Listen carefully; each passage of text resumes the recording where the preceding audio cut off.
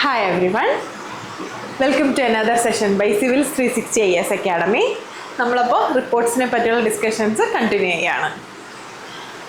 First report അതൊരു statistical റിപ്പോർട്ടാണ്.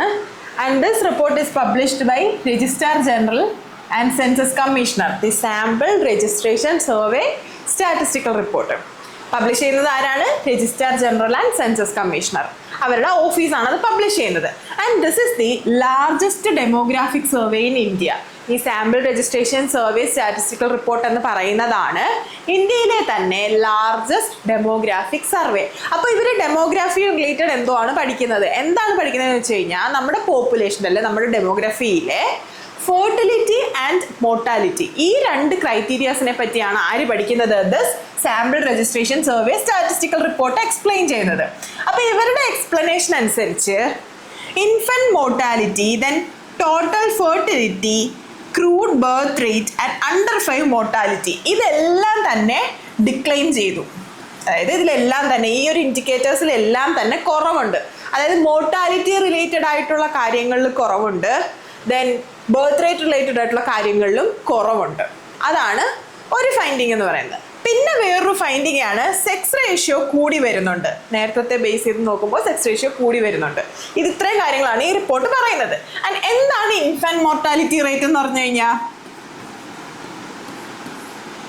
Below 1 ഇയറിൽ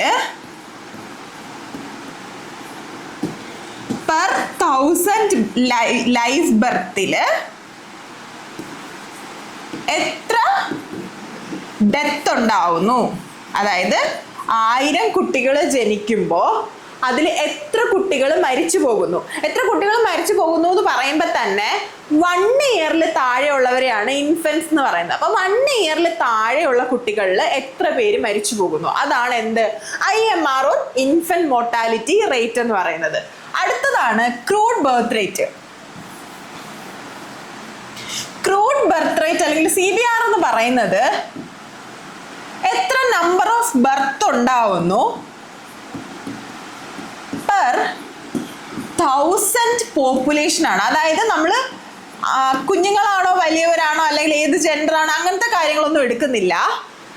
നമ്മുടെ ടോട്ടൽ പോപ്പുലേഷനിൽ എത്ര അഡീഷൻസ്, എത്ര നമ്പർ ഓഫ് ബർത്ത് ഉണ്ടാവുന്നു, അതാണ് എന്ത് ക്രൂഡ് ബർത്ത് റേറ്റ് എന്ന് പറയുന്നത്. അതായത് ടോട്ടൽ പോപ്പുലേഷൻ എടുത്തിട്ട് അതിൽ 1000 ആൾക്കാർ എത്ര പുതിയ ന്യൂ ബോൺസ് ഉണ്ടാവുന്നു, അതാണ് എന്ത് ബർത്ത് റേറ്റ് എന്ന് പറയുന്നത്.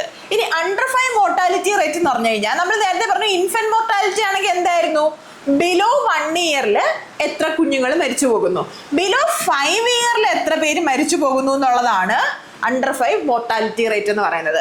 അപ്പോൾ ഈ ക്രൈറ്റീരിയാസ് ഒക്കെ തന്നെ ഡിക്ലൈൻ ചെയ്യുന്നു എന്നാണ് പറയുന്നത്. ഈ ടോട്ടൽ ഫെർട്ടിലിറ്റി റേറ്റ് എന്ന് പറഞ്ഞാൽ എന്താണ്, ഒരു വിമൻ അവരുടെ ചൈൽഡ് ബിയറിംഗ് ഏജിൽ എത്ര കുഞ്ഞുങ്ങളെ ഉണ്ടാക്കാൻ പറ്റുന്നു, എത്ര ന്യൂ ബോൺസിനെ ഉണ്ടാക്കുന്നു എന്നുള്ളതാണ് എന്ത് നമ്മുടെ ടോട്ടൽ ഫെർട്ടിലിറ്റി റേറ്റ് എന്ന് പറയുന്നത്. ഒരു വിമനിന് റീപ്രൊഡക്റ്റീവ് ഏജിൽ എത്ര കുഞ്ഞുങ്ങൾ ഉണ്ടാവുന്നു, അതാണ് TFR എന്ന് പറയുന്നത്.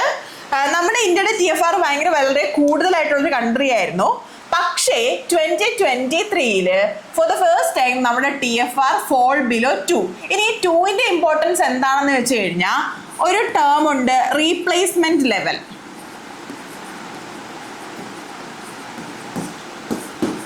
റീപ്ലേസ്മെന്റ് ലെവൽ എന്താന്ന് വെച്ച് കഴിഞ്ഞാൽ ഒരു ഹസ്ബൻഡ് ആൻഡ് വൈഫ് അവര് മരിച്ചു കഴിയുമ്പോൾ അല്ലെങ്കിൽ അവർ 2 പേരല്ലേ, അപ്പൊ അവർ മരിച്ചു കഴിയുമ്പോൾ അവരെ റീപ്ലേസ് ചെയ്യാനായിട്ട് എത്ര പേര് മതി, 2 പേര് മതി. അപ്പൊ ആ പോപ്പുലേഷൻ ബാലൻസ്ഡ് ആയിരിക്കും.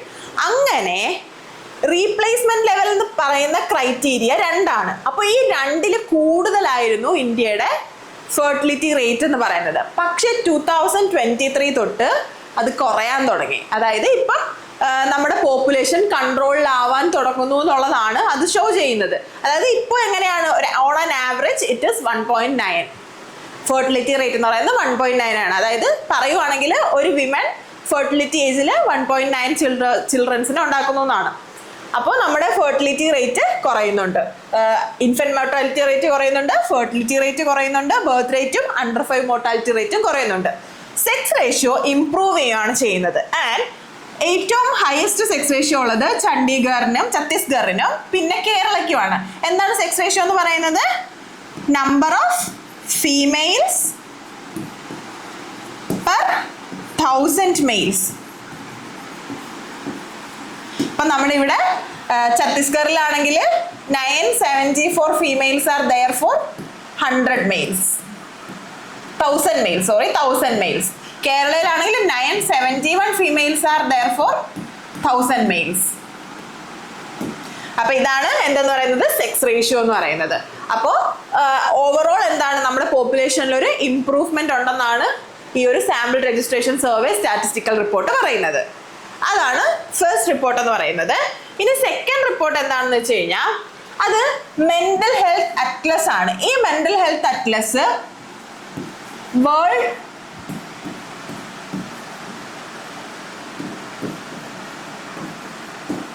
ഹെൽത്ത് ഓർഗനൈസേഷന്റെ ആണ്, WHO ആണ് എന്ത് മെന്റൽ ഹെൽത്ത് അറ്റ്ലസ് എന്ന് പറയുന്നത്. ഈ മെന്റൽ ഹെൽത്ത് അറ്റ്ലസിൽ പറയുന്നത് എന്താണെന്ന് വെച്ച് കഴിഞ്ഞാൽ കൂടുതലും ഈ മെന്റൽ ഹെൽത്ത് ഇഷ്യൂസ് അല്ലെങ്കിൽ ആ ഒരു മെന്റൽ ഹെൽത്ത് ഡിസോർഡർ പ്രിവൈൽ ചെയ്യുന്ന age is between youth of 20 to 29. ആ ഒരു സ്റ്റേജിലുള്ള ആൾക്കാർക്കാണ് കൂടുതലും മെജോറിറ്റി ഈ ഒരു മെന്റൽ ഹെൽത്ത് ഡിസീസസ് പ്രിവൈൽ ചെയ്ത് കാണപ്പെടുന്നത്. അങ്ങനെ അതിൻ്റെ ഒരു റേറ്റ് ഇൻക്രീസും ഈ ഒരു ഏജ് ഗ്രൂപ്പിൽ തന്നെ ആയിരിക്കും. അതുപോലെ തന്നെ ആങ്സൈറ്റി ഡിസോർഡേഴ്സും ഡിപ്രഷനും ഒക്കെയാണ് മോസ്റ്റ്ലി നമ്മുടെ മെന്റൽ ഹെൽത്ത് ഇഷ്യൂസ് ആയിട്ട്. ഒരു 2/3 of the mental health issues are like anxiety, depression, അങ്ങനത്തെ ഇഷ്യൂസ് ആണ്. അതിൽ തന്നെ മെയിലിനെയും ഫീമെയിലിനെയും ബാധിക്കുന്ന ഇഷ്യൂസ് ഡിഫറെൻ്റ് ആണ്. മെയിലിൽ കൂടുതലായിട്ട് കാണപ്പെടുന്നത് ഓട്ടിസം റിലേറ്റഡ് ഡിസോർഡേഴ്സും ADHD ആണ്, അതായത് attention deficit and hyper activity disorder. ഇങ്ങനത്തെ ഇഷ്യൂസ് ആണ് മെയിൽസിൽ കാണപ്പെടുന്നത്. വൈൽ ഫീമെയിൽസിൽ കാണപ്പെടുന്നത് ആങ്സൈറ്റി, ഡിപ്രഷൻ പോലെയുള്ള ഇഷ്യൂസും ഈറ്റിംഗ് ഡിസോർഡേഴ്സും ഒക്കെയാണ്. ചിലർ ഫുഡൊന്നും കഴിക്കത്തില്ല, ചിലർക്ക് ആങ്സൈറ്റി ടെൻഷനൊക്കെ വന്നു കഴിഞ്ഞാൽ ഓവർ ഈറ്റിംഗ് ഉണ്ട്. അപ്പം അങ്ങനത്തെ ഈറ്റിംഗ് ഡിസോർഡേഴ്സ് ആണ് ഫീമെയിൽസിൽ കൂടുതലായിട്ട് കാണപ്പെടുന്നത്. ആൻഡ് ഈ മെന്റൽ ഹെൽത്ത് അറ്റ്ലസ് പറയുന്ന വേറൊരു കാര്യം എന്താണെന്ന് വെച്ച് കഴിഞ്ഞാൽ ഇപ്പൊ സൂയിസൈഡ്സ് എടുക്കുവാണെങ്കിൽ ഒരു 100 ഡെത്ത് ഒരു ഡേയിൽ ഉണ്ടായി എന്ന് വെച്ചോ, അതിൽ ഒരു death it will be suicide. Because ഈ സൂയിസൈഡ് ഉണ്ടാകാനുള്ള റീസൺ നമ്മുടെ മെന്റൽ ഹെൽത്തിലുള്ള ഒരു ഇൻസ്റ്റെബിലിറ്റി ആണല്ലേ. അപ്പൊ ഈ മെന്റൽ ഹെൽത്ത് ഇൻസ്റ്റെബിലിറ്റി കാരണം ആളുകൾ സൂയിസൈഡ് ചെയ്തുകൊണ്ടിരിക്കുകയാണ്. ഒരു 100 ഡെത്ത്സ് എടുക്കുവാണെങ്കിൽ അത് ഒരെണ്ണം ഇറ്റ് വിൽ ബി സൂയിസൈഡ്. അപ്പൊ നമ്മുടെ മെന്റൽ ഹെൽത്ത് അത്രയും ഇമ്പോർട്ടൻ്റ് ആയിട്ടുള്ള ഒരു കാര്യമാണ്. വേൾഡ് ഹെൽത്ത് ഓർഗനൈസേഷൻ പറയുന്നത് എന്താണ്, നമ്മുടെ മെന്റൽ ഹെൽത്ത് ഇങ്ങനെ ഡിറ്റീറിയറേറ്റ് ചെയ്തുകൊണ്ടിരിക്കുകയാണ്. ആൻഡ് അതിൽ തന്നെ 2/3 of the mental health issues എന്ന് പറയുന്നത് ആങ്സൈറ്റി, ഡിപ്രഷൻ ആണ്. മെയിൽസിനെയും ഫീമെയിൽസിനെയും ഇത് ഡിഫറെൻ്റ് ആയിട്ടാണ് എഫക്ട് ചെയ്യുന്നത്. മെയിൽസിൽ ADHD അല്ലെങ്കിൽ ഓട്ടിസം ഡിസോർഡർ പോലത്തെ കാര്യങ്ങൾ ഉണ്ടാകുമ്പോൾ ഫീമെയിൽസിൽ ആങ്സൈറ്റി, ഡിപ്രഷൻ, ഈറ്റിംഗ് ഡിസോർഡർ പോലത്തെ കാര്യങ്ങളാണ് ഉണ്ടാകുന്നത്. സൂയിസൈഡ്സിന് കോൺട്രിബ്യൂഷൻ എടുത്ത് നോക്കുകയാണെങ്കിൽ സൂയിസൈഡ് എന്ന് പറയുന്നത് ഓരോ 100 ഡെത്തിലും ഒരെണ്ണം എന്ന് പറയുന്നത് ഇറ്റ് വിൽ ബി സൂയിസൈഡ്. അതാണ് മെന്റൽ ഹെൽത്ത് അറ്റ്ലസ് പറയുന്നത്. ഇനി അടുത്ത റിപ്പോർട്ടാണ് global innovation index. Global innovation index publish ചെയ്യുന്നത് വിപ്പോയാണ്, വേൾഡ് ഇന്റലക്ച്വൽ പ്രോപ്പർട്ടി ഓർഗനൈസേഷൻ. അവരാണ് ഇന്നോവേഷൻ ഇൻഡെക്സ് പബ്ലിഷ് ചെയ്യുന്നത്. നെയിം സജസ്റ്റ് ചെയ്യുന്നത് പോലെ തന്നെ നമ്മുടെ കൺട്രീസിലുള്ള R&D അല്ലെങ്കിൽ ഇന്നോവേഷൻ ആൻഡ് ഡെവലപ്മെന്റ് അതിനെയാണ് ഈ ഒരു ഗ്ലോബൽ ഇന്നോവേഷൻ ഇൻഡെക്സ് അനലൈസ് ചെയ്യുന്നത്. ആൻഡ് ഇവർ പറയുന്നത് എന്താണെന്ന് വെച്ച് കഴിഞ്ഞാൽ ശരിക്കും R&D ഗ്രോത്ത് ഗ്ലോബലി ഇപ്പൊ കുറവാണ്. ആൻഡ് ഇനിയും ഇത് കുറയാനാണ് സാധ്യത. ഇതിപ്പോ ഒരു 2.7% ആയിരുന്നു. And it can go up to 2.3%. It will fall down to 2.3%. അങ്ങനെയാണ് ഇപ്പൊ ഈ ഒരു ഗ്ലോബൽ ഇന്നോവേഷൻ ഇൻഡെക്സ് പറയുന്നത്. ഇതിൽ തന്നെ സ്വിറ്റ്സർലൻഡ് ആണ് മോസ്റ്റ് ഇന്നോവേറ്റീവ് ആയിട്ടുള്ള കൺട്രി എന്ന് പറയുന്നത്, followed by Sweden and US. Most innovative ആയിട്ടുള്ളത് സ്വീഡൻ ആണ്. ഫസ്റ്റ് പ്ലേസിൽ സ്വിറ്റ്സർലൻഡ് ആണ്, സെക്കൻഡ് സ്വീഡൻ, ദെൻ US. അങ്ങനെയാണ് ഈ ഒരു ഗ്ലോബൽ ഇന്നോവേഷൻ ഇൻഡെക്സ് പറയുന്നത്. ആൻഡ് അപ്പൊ നമ്മൾ ഇന്ത്യയുടെ റാങ്ക് നോക്കണം അല്ലേ. India ranks 38. ഇന്ത്യ 38 ആണ്. And lower middle income countries എടുക്കുവാണെങ്കിൽ ഇന്ത്യയുടെ പെർഫോമൻസ് കുറച്ച് ബെറ്റർ ആണ്. പക്ഷെ നമ്മൾ ഹൈ പെർഫോമിങ് കൺട്രി ആവാനായിട്ട് ട്രൈ ചെയ്തുകൊണ്ടിരിക്കുകയാണ്. അപ്പം അങ്ങനെ നോക്കുവാണെങ്കിൽ നമ്മുടെ ഈ റാങ്കിങ് കുറവാണ്, 38 എന്ന് പറയുന്നത്. ആൻഡ് ഇന്ത്യക്ക് നോളജ് വൈസും മാർക്കറ്റ് വൈസും ഇന്ത്യ മുന്നിലാണ്, ഇന്ത്യ ലീഡ് ചെയ്യുന്നുണ്ട്. പക്ഷേ infrastructure, institution and business wise India കുറച്ച് പുറകിലാണ്. ഇപ്പൊ ബിസിനസ് സോഫിസ്റ്റിക്കേഷൻസ് നോക്കുവാണെങ്കിൽ അല്ലെങ്കിൽ ഇൻഫ്രാസ്ട്രക്ചേഴ്സ്, R&D ഇൻഫ്രാസ്ട്രക്ചർ നോക്കുവാണെങ്കിൽ അങ്ങനത്തെ കാര്യങ്ങളിലൊക്കെ ഇന്ത്യ കുറച്ച് പുറകിലാണ്. പക്ഷെ നമുക്ക് നോളജ് ബേസ് ഭയങ്കര കൂടുതലാണ്, അതേപോലെ തന്നെ മാർക്കറ്റ് ബേസും ഉണ്ട്. പക്ഷെ നമുക്ക് ഇന്നോവേഷൻസും ഇൻഫ്രാസ്ട്രക്ചറും ഒക്കെ അല്ലെങ്കിൽ ഇൻസ്റ്റിറ്റ്യൂഷൻസ് ഇൻഫ്രാസ്ട്രക്ചറും ഒക്കെ കുറച്ച് കുറവാണ്. ആ ഒരു കാര്യത്തിൽ ഇന്ത്യ പുറകിലാണ്. അപ്പോൾ ഈ ഗ്ലോബൽ ഇന്നോവേഷൻ ഇൻഡെക്സ് പബ്ലിഷ് ചെയ്യുന്നത് വിപ്പോയാണ്. ആൻഡ് ഇതിനകത്ത് പറയുന്നതിൽ സ്വിറ്റ്സർലൻഡ് ആണ് മോസ്റ്റ് ഇന്നോവേറ്റീവ് ആയിട്ടുള്ള country, followed by Sweden and US. ഇന്ത്യയുടെ റാങ്ക് 38 ആണ്. നമ്മൾ നോളജിലും മാർക്കറ്റിലും മുമ്പിലാണ്, പക്ഷേ നമ്മൾ ഇൻഫ്രാസ്ട്രക്ചറിലും ഇൻസ്റ്റിറ്റ്യൂഷൻസിലും ഒക്കെ കുറച്ച് പുറകിലാണ്. അതാണ് ഗ്ലോബൽ ഇന്നോവേഷൻ ഇൻഡെക്സ് പറയുന്നത്. ഗ്ലോബലി തന്നെ ഇന്നോവേഷൻ R&D കുറവാണെന്നാണ് പറയുന്നത്, നമുക്ക് വളരെ കുറവാണ്. അടുത്തത്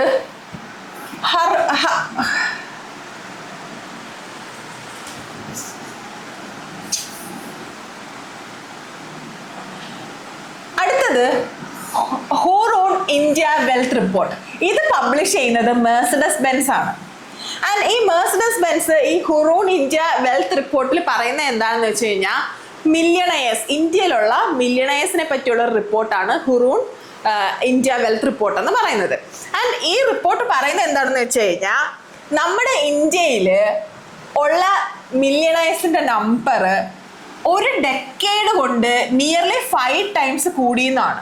അതായത് ഇപ്പോൾ ഒരാളുണ്ടായിരുന്ന സ്ഥലത്ത് 5ൽ കൂടുതൽ ആൾക്കാർ ഒരു ഡെക്കേഡ് കൊണ്ട് മില്യണൈസ് ആയി തുടങ്ങിയെന്നാണ് ഈ നമ്മുടെ മെഴ്സിഡസ് ബെൻസിന്റെ റിപ്പോർട്ട് പറയുന്നത്. ആൻഡ് ഇവർ ഈ പറയുന്നതിനകത്ത് വേറൊരു കാര്യം എന്താണെന്ന് വെച്ച് കഴിഞ്ഞാൽ ഈ ഒരു മില്യണേഴ്സ് എന്ന് പറയുന്നത് ഇന്ത്യൻ പോപ്പുലേഷന്റെ വെറും 0.31% ആണ്. ഈ ഒരു 0.31% ആണ് ഈ ഒരു വെൽത്ത് എല്ലാം കോൺസെൻട്രേറ്റ് ചെയ്ത് വെച്ചിരിക്കുന്ന ഒരു ഗ്രൂപ്പ് എന്ന് പറയുന്നത്. അപ്പോൾ ഇത് നമുക്ക് ഒരുപാട് സ്ഥലത്ത് യൂസ് ചെയ്യാൻ പറ്റിയ ഒരു റിപ്പോർട്ട്, ലൈക്ക് നമ്മുടെ ഇൻഇക്വാലിറ്റിയിൽ യൂസ് ചെയ്യാം, അതേപോലെ തന്നെ റീജിയണൽ ഡിസ്പാരിറ്റിയിലൊക്കെ നമുക്ക് ഇത് വേണമെങ്കിൽ യൂസ് ചെയ്യാം. കാരണം ഈ റിപ്പോർട്ട് പറയുന്നതെന്ന് വെച്ച് കഴിഞ്ഞാൽ ഈ വെൽത്ത് ഒരു റീജിയൻ വൈസ് കോൺസെൻട്രേറ്റ് ചെയ്ത് നിൽക്കുവാണ്. മഹാരാഷ്ട്രയാണ് റിച്ചസ്റ്റ് സ്റ്റേറ്റ്, മുംബൈ ആണ് richest city and followed by New Delhi and Bangalore. അപ്പോൾ ഈ ഇവരുടെ റിപ്പോർട്ട് പറയുന്നത്, മെഴ്സിഡസ് ബെൻസിന്റെ ഇന്ത്യ വെൽത്ത് റിപ്പോർട്ട് പറയുന്നത് എന്താണ്, ഈ ഒരു വെൽത്ത് കോൺസെൻട്രേറ്റ് ചെയ്തിരിക്കുന്നത് ഒരു 0.31% മാത്രമാണ്. ആ ഒരു 0.31% മില്യണൈസ് ആണ് ഈ ഒരു വെൽത്ത് കൂടുതൽ ഹോൾഡ് ചെയ്യുന്നത്. ആൻഡ് ഒരു ഡെക്കേഡ് കൊണ്ടുണ്ടായ ഗ്രോത്ത് ഇറ്റ്സ് 5 times. മില്യണൈസിന്റെ എണ്ണം കൂടിക്കൂടി വരുവാണ്. And it's 5 times in a decade. അതുപോലെ തന്നെ റിച്ചസ്റ്റ് സ്റ്റേറ്റ് മഹാരാഷ്ട്രയാണ്, റിച്ചസ്റ്റ് സിറ്റി മുംബൈ ആണ്, followed by Delhi and Bangalore. അടുത്ത റിപ്പോർട്ടാണ് വേൾഡ് ട്രേഡ് റിപ്പോർട്ട്. ഈസിയാണ്. വേൾഡ് ട്രേഡ് റിപ്പോർട്ട് പബ്ലിഷ് ചെയ്യുന്ന ആരായിരിക്കും? WTO, world trade organization. And ഈ വേൾഡ് ട്രേഡ് ഓർഗനൈസേഷന്റെ വേൾഡ് ട്രേഡ് റിപ്പോർട്ട് പറയുന്നത് എന്താണെന്ന് വെച്ച് കഴിഞ്ഞാൽ AI-യുടെ ഇൻഫ്ലുവൻസ് ആണ്. AI-ക്ക് നമ്മുടെ ട്രേഡ് കോസ്റ്റ് കുറയ്ക്കാനും പ്രൊഡക്ടിവിറ്റി കൂട്ടാനും പറ്റും. അങ്ങനെയാണെങ്കിൽ എന്താണ്, ട്രേഡ് വാല്യൂ ബൂസ്റ്റ് ചെയ്യാൻ AI-ക്ക് പറ്റും.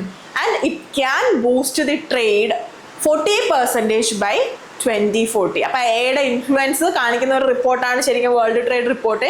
ഇപ്രാവശ്യത്തെ WTO-ന്റെ വേൾഡ് ട്രേഡ് റിപ്പോർട്ട് എന്ന് പറയുന്നത്, അത് പറയുന്നത് AI-ക്ക് ട്രേഡിനെ ഇൻഫ്ലുവൻസ് ചെയ്യാൻ പറ്റും, ട്രേഡിന്റെ കോസ്റ്റ് കുറയ്ക്കാൻ പറ്റും, പ്രൊഡക്ടിവിറ്റി കൂട്ടാൻ പറ്റും. അങ്ങനെയാണെങ്കിൽ ട്രേഡിൽ ഒരു ഓവറോൾ ബൂസ്റ്റ് ഉണ്ടാക്കാൻ AI-ക്ക് പറ്റും. 2040 കൊണ്ട് 40% ഓഫ് വാല്യൂ അഡീഷൻ ഉണ്ടാവും ട്രേഡിൽ യൂസിങ് AI. പക്ഷെ എന്ത് ചെയ്യണം, നമ്മളിതിനെ എത്തിക്കലായിട്ട് യൂസ് ചെയ്യാൻ പറ്റണം, നമുക്ക് അതിനകത്തൊരു റെഗുലേഷൻ ഉണ്ടാവണം. അതാണ് നമ്മുടെ WTO-ന്റെ വേൾഡ് ട്രേഡ് റിപ്പോർട്ട് പറയുന്നത്. അടുത്ത റിപ്പോർട്ടാണ് റിപ്പോർട്ട് ഓൺ റിവർ പൊല്യൂഷൻ. ഈ report on river pollution Indian റിവേഴ്സിന്റെ പൊല്യൂഷൻ ലെവല് സ്റ്റഡി ചെയ്യുന്നൊരു റിപ്പോർട്ടാണ്. ആൻഡ് ഇത് പബ്ലിഷ് ചെയ്യുന്നത് CPCB ആണ്.